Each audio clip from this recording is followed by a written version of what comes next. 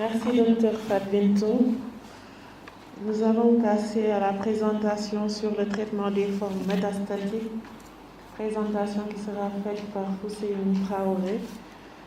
Je rappelle qu'il y aura par la suite une présentation sur le traitement conservateur, une autre présentation sur la réhabilitation prophétique après énucléation, le diagnostic précoce et aspects médico-économiques, l'INCUN et la radiothérapie. Ceux qui n'ont pas encore remis leur présentation, merci de faire passer. Hussein. Bonjour. Alors, ça, c'est un sujet délicat. C'est traiter les formes métastatiques du rétinoblastome. Je n'ai pas suivi la communication de Fatou Binetou. Alors, la masse tumorale peut être extériorisée.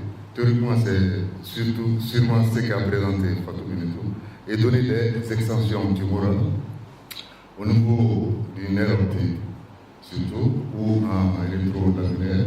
La tumeur peut s'étendre aussi dans les parenchymes cérébrales, dans les LCR, dans les ganglions régionaux, dans l'os et la moelle.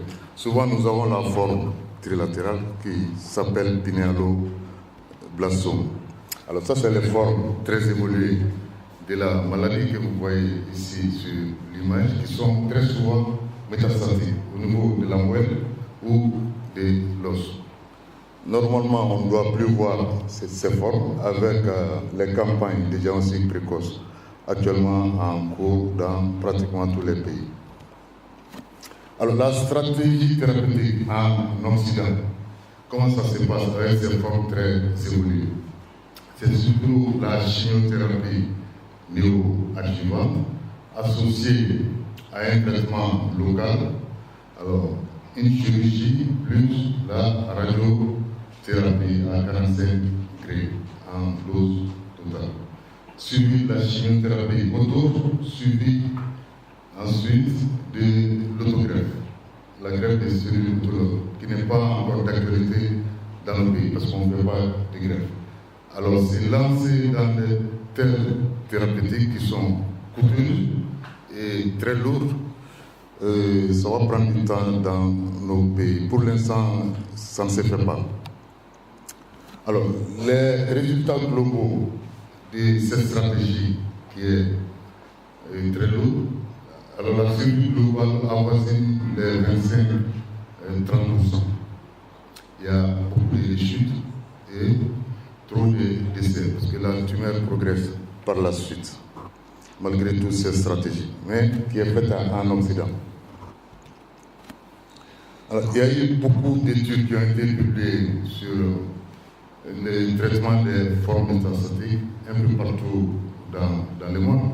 Alors, l'équipe de Galindo, qui est à Saint-Gilles, il y avait à peu près 2 patients seulement qui étaient en rémission complète en utilisant cette stratégie de chimiothérapie auto chez ces patients.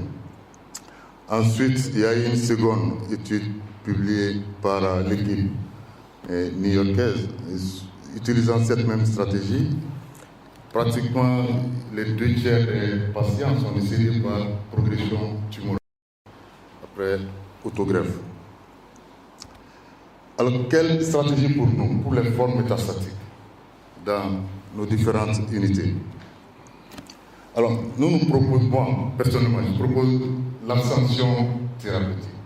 On ne peut pas guérir ces patients, mais on ne va pas les délaisser aussi. Donc, il faut les accompagner, soit en faisant une chimiothérapie de réduction tumorale faite de 2 cycles CE, carboplatine et toposide. Après, on les switch dans les bras traitement palliatif. Alors, l'exentération, la chirurgie de propriété, il y a certaines équipes qui font ça. Bon, puis les soins palliatifs. Moi, je ne suis pas tellement partisan de ça. Alors, les soins palliatifs d'emblée, ces soins palliatifs d'emblée ont été proposés aussi par d'autres équipes. Alors, quand on voit ces patients à un stade très avancé, on les met dans un protocole de soins palliatifs. Et la dernière proposition, c'est la chimiothérapie métronomique, qui est une chimiothérapie innovante à but anti-angiogénique. Ça inhibe les VEGF, la vasculo-endothéliale growth factor, qui est inhibée, et ça va entraîner par la suite une dormance tumorale. Donc la tumeur va évoluer, mais très lentement, pour pouvoir entraîner une meilleure qualité de vie du patient. Alors, il y a eu beaucoup d'études là-dessus par rapport à la chimiothérapie.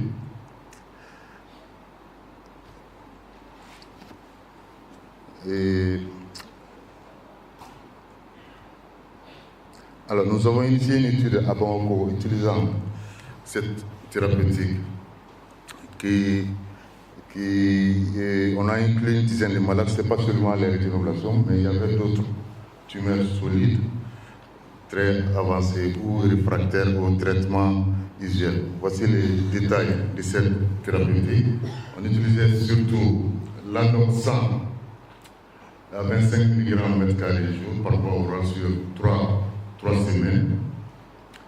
Alors, du méthotrexate par voie orale et de la vinclizine chaque semaine. On faisait des cycles avec ces 3 médicaments. Alors, on a pu arriver à stabiliser deux patients pendant à peu près 2 ans. Et malheureusement, on a perdu 4 patients par progression tumorale. Et pour conclure, la chimio conventionnelle à visée curative, pas pour l'instant dans nos pays, pour ces formes de la maladie. Alors quand les rétinaux est métastatique, la chimio conventionnelle dans nos pays, je pense qu'il ne faut pas faire. Alors nous devons développer surtout les soins palliatifs et éventuellement la chimiothérapie métronomique qui va améliorer la qualité de vie des patients. Je vous remercie.